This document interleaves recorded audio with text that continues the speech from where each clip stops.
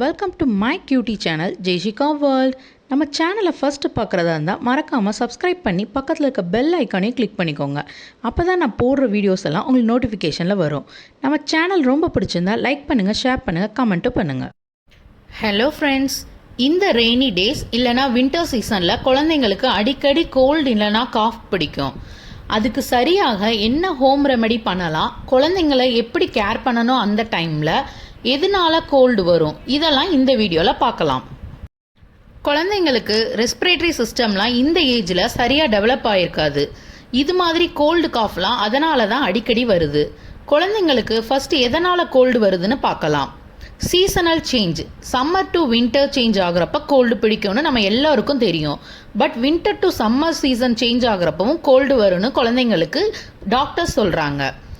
ஜெய்சு பிறந்தப்ப winter season, அப்போல்லாம் cold பிடிக்கலை. பட் சம்மர் சீசன் சேஞ்ச் ஆகிறப்ப கோல்டு வந்துச்சு. அப்போ டாக்டர் சொன்னாங்க சீசனல் சேஞ்சுக்கு கோல்டு வரும் அப்படின்னு சொன்னாங்க.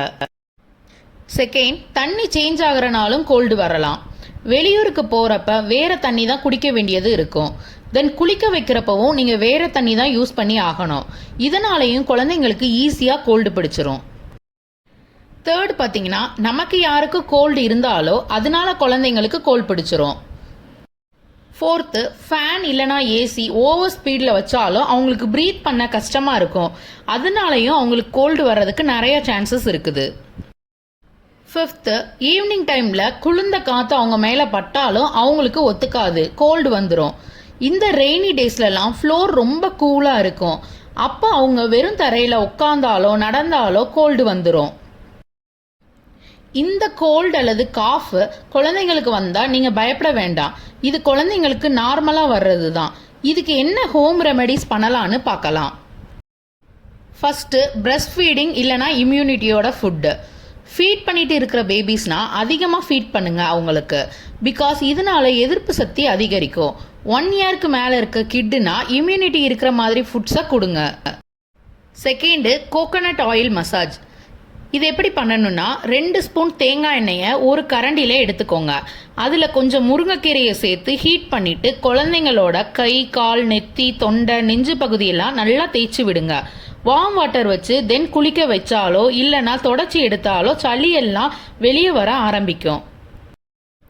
முருங்கைக்கீரை அந்த டைமில் வீட்டில் இல்லை, உடனே என்ன பண்ணணும்னா, இதே மாதிரி 2 ஸ்பூன் தேங்காய் எண்ணெயில் ஒரு பச்சை கற்பூரம் சேர்த்து ஹீட் பண்ணி தேய்ச்சாலும் கோல்டுக்கு நல்லது.